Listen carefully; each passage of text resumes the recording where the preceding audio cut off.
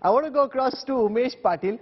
Umesh Patil is the spokesperson for the Ajit Pawar camp. He's joining us from Mumbai. Umesh Patil ji, स्वागत है आपका। बड़ा शक्ति प्रदर्शन हुआ अजीत पवार कैंप का भी, शरद पवार कैंप का भी, लेकिन कुल मिला के तस्वीर यह है कि 31 पहले थे, अब एक ऐड हो गया तो 32 और 4 एमएलसी, 36 आपको चाहिए। अभी भी आप 4 एमएलए शॉर्ट हो, तो क्या आपको लग रहा है कि हालांकि ज्यादातर एमएलए आपके साथ है, जो बाकी का गैप है वो भी आप फिल कर पाओगे या नहीं? 40 से ज्यादा हमारी गिनती है, 40 से ज्यादा है। आप बेफिक्र रहिए। और जो लीगली जितने चाहिए वो उनका सिग्नेचर आ चुका है पहले ही, सभी लोगों के एफिडेविट्स भी है। और फिर भी ये सब चीजें कब लगती है, जब गवर्नमेंट में हम है और वहां पे अगर मेजॉरिटी दिखानी है तो वो जरूरत है आंकड़े की।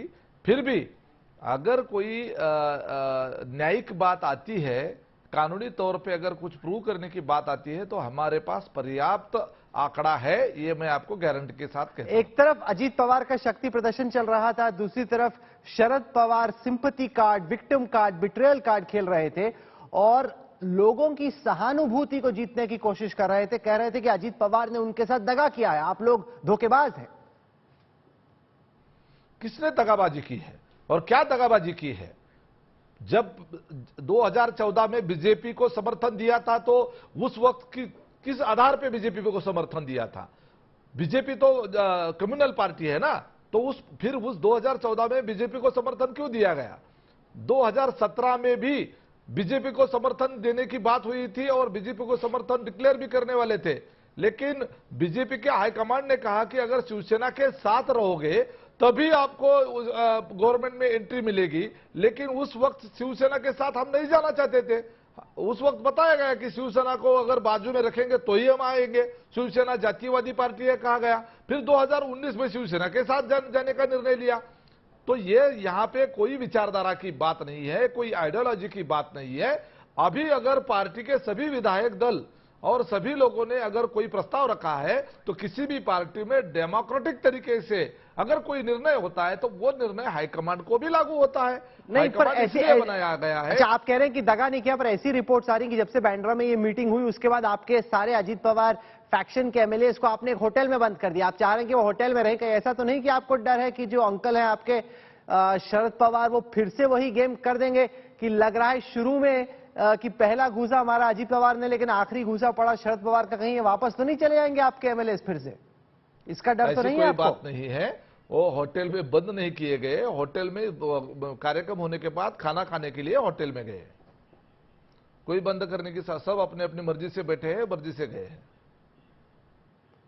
शरद पवार जी को भी कॉन्फिडेंस है, सुप्रिया सुले भी कह रही हैं कि धोखा नहीं होगा, कि कोई भी पिता के साथ धोखा नहीं करता। इमोशनल कनेक्ट है, लंबा कनेक्ट है, पर्सनल बॉन्ड है, कि ये जो लोग हैं जो भूले भटके, एंड में ये वापस जरूर आएंगे, क्योंकि पिता का आखिर में हर आदमी सम्मान करता है।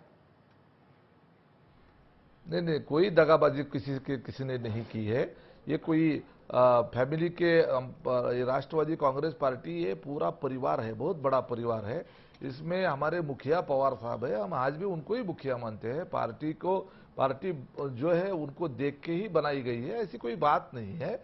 देखिए, आज जो पार्टी डिसीजन को लेकर ये मत भिन्नता है, किसके क्या करे, पॉलिटिकल डिसीजन के बारे में मत भिन्नता है। इसका मतलब ये नहीं है कि हमको किसी से अपरहेज है। पॉलिटिकल डिसीजन किसके साथ जाए, अपोजिशन में हम लोग बैठे या सत्ता पक्ष में जाके हमारे राष्ट्र के, राज्य के हित में हम काम करें। Okay. सरकार में Umesh काम Patil, करें। for joining us, thank you very much. I want to go across to Mahesh Chavan, spokesperson of the Pawar camp. He's joining us on this broadcast. Mr. Chavan, it seems that the Ajit Pawar camp has more MLAs on their side. It was 31 earlier, it's 32 now, with word coming in that Devinder Bhuyar has also now switched over. It seems for once the uncle will get outwitted by the nephew. Rahul, though they are claiming 32, according to my knowledge or my information, there were 28 or 29. And even if they manage to get 50 out of 52, Rahul, we are not worried because the still the what do you say, like disqualification proceedings can be initiated, because under 10th schedule the original political party has to merge and the legislative party cannot be independent of a political party. So this show strain by Mr. Ajit Pawar will not impact the disqualification proceedings. This is what I feel.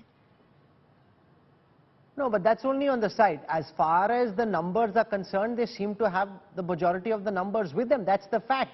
Whether it's 32 or 28, 29, that's much more than 13 that you have. Yes, but in this case, there are a few MLAs who are in touch with us, and as you said just now, they have kept them in the hotel. So why they have kept them in a hotel if they have come willingly? So that means they are worried, they have some concerns about it. Okay, I'll leave it over there. Thank you very much for joining us.